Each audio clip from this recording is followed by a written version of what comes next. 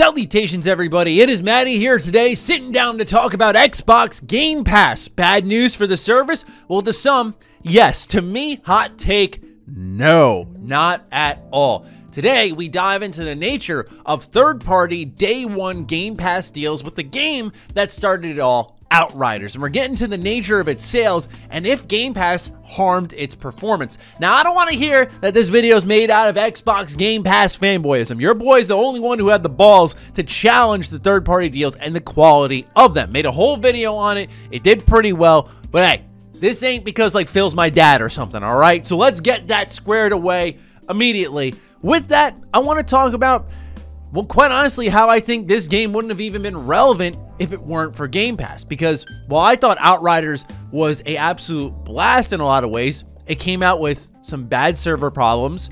It had some pretty poor post-launch support that nerfed classes. Not only that, the design of the game was reminiscent of a 360 and PS3 game with fade to black load screens constantly and weirdly divided areas. Overall, it was puzzling on the design front, but it was a fun game, and it was a game that a lot more people gave a try and talked about thanks to Game Pass. So we'll be diving into the nature of this deal through an article by IGN. I'll have it linked down below for you all to read for yourself. But now, enough of that. Let's get into it, starting off with the headline, which reads, Outriders dev doesn't know how many copies it sold and hasn't earned any royalties. Very interesting. Announced on the developer's investor website, People Can Fly explained that the agreement with Square Enix meant it would receive any royalties for the game's first quarter on sale by August 16th, 2021. No funds were transferred, which People Can Fly suggests means that, quote, according to the publisher, the revenues from the sales of the game are lower than the total cost of its production, including quality assurance, distribution, and promotion, end quote. People Can Fly executive Sebastian Wojciechowski, sorry if I said that wrong, per a machine translation, added that the company had no firm data for copies sold. Quote, we don't have any figures for the sales of Outriders. We estimate it to be at 2 and 3 million units and assumed that this was a result that would ensure profitability for the project in the first quarter of sales. The lack of payment by the publisher probably means that, according to Square Enix, this is not the case, end quote.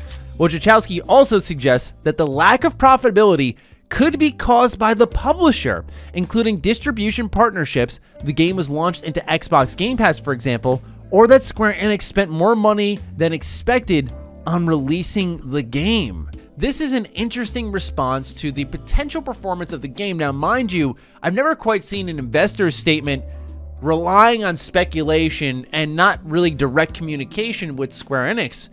But as it stands now, they're running off the basis of their deal and how they received nothing, so clearly it didn't reach the profitable point it should have. I think frame one, we should address that the Game Pass day one deal will only work for specific games when it comes to making them profitable. Not every game that releases day one on Game Pass will be profitable. That's just a sad reality of it all. But when it comes to recouping development costs, I think that's also a little bit different.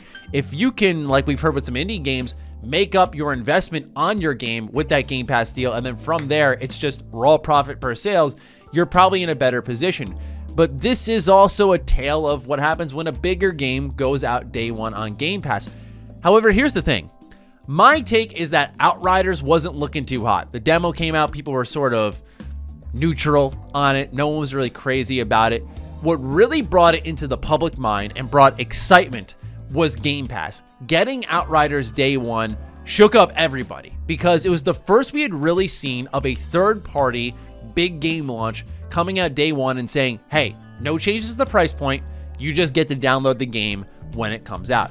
It made issues like the servers and post-launch support a little bit more forgivable for people, but also, more than anything and more pertinent to this conversation, is that people actually played it, heard about it, talked about it, and that would affect the PlayStation side of things where they'd say, hey, this game actually looks pretty good, and picked it up. One thing that I think is truly being lost in this conversation, I want to emphasize again, is bugs. We're talking about 4 months after Cyberpunk 2077 drops. You got another game with major server issues and a lot of bugs. People aren't going to be itching to spend money on this thing, right? And also, even if they did like it, if it's on Game Pass, I guess the question is, why would they buy it? But really, it is the bugs. Consumers are smart, and if they start to hear something again about another broken game, they're not going to want to spend money on it, especially after what just happened with one of the most hyped games of all time, I would argue. So when you look at that, and then you look at Outriders' situation, I almost think in a manner of speaking, it can be a little unfair to directly blame Game Pass when it's like, well, we're kind of forgetting that the game was pretty busted in a number of ways. And I think it managed to muscle out how broken it was in how fun it was, but it doesn't change the fact that this game was coated in server problems and major performance issues. It released at just the right time where not a lot of games are coming out, and I think through Game Pass, this game came closer to that profitable area than if it had never been on Game Pass at all. I think that's the major point. And it's not just me truly speculating about it. Square Enix has already said they were really pleased with the performance of the game, which makes this whole situation even more perplexing. So let's continue reading. Square Enix says putting Outriders on Game Pass has worked in its favor. They say they have been pleasantly surprised by the success of the new Outriders, stating the digital sales ratio for the title have been very high, and insisting that its decision to make Outriders available with Microsoft's Game Pass as soon as the title launched also worked in its favor. Does that mean it's profitable though? No, but likely they were looking at the sales picture and went, this game's not going to do good. And so for them, if they went from 1 million sales to 2 million sales, it 100% worked in their favor, because after Avengers cratered them, then you've got another spectacular failure in Outriders. Being able to secure a money deal with Outriders and then increase your sales, yeah, it probably worked in their favor, but it likely didn't reach that level that people are looking to sell. And we already know that Square Enix really likes Game Pass, because right after this, guess what comes to Game Pass? Octopath Traveler. Play this game if you haven't, by the way. Just a little side note. I love Octopath. That art style, man. Oh, it's so good. But it's also just a great traditional role-playing game for those who haven't tried those types out before. This is a great way to experience it. There are plenty more games that have reached Game Pass through Square Enix since. And so I look at this and say, well, they're clearly happy with the service and they see the potential in it and the growth through it. Where once again, I don't want to say Outriders was dead in the water, but I don't think it was going to be the talk of the town quite like it was without that little move there to put it day one on Game Pass. Now here's where the margins really come in, because they can be ever so slim and the company won't send you your royalties. Probably the most popular example that we need to bring up is now the brother and sister companies, which didn't get along all too well after 2010. And that's Bethesda and Obsidian. For those who don't remember, there was actually a bonus payment deal if the game reached an 85 or more on Metacritic. And guess what? Got an 84. And guess what?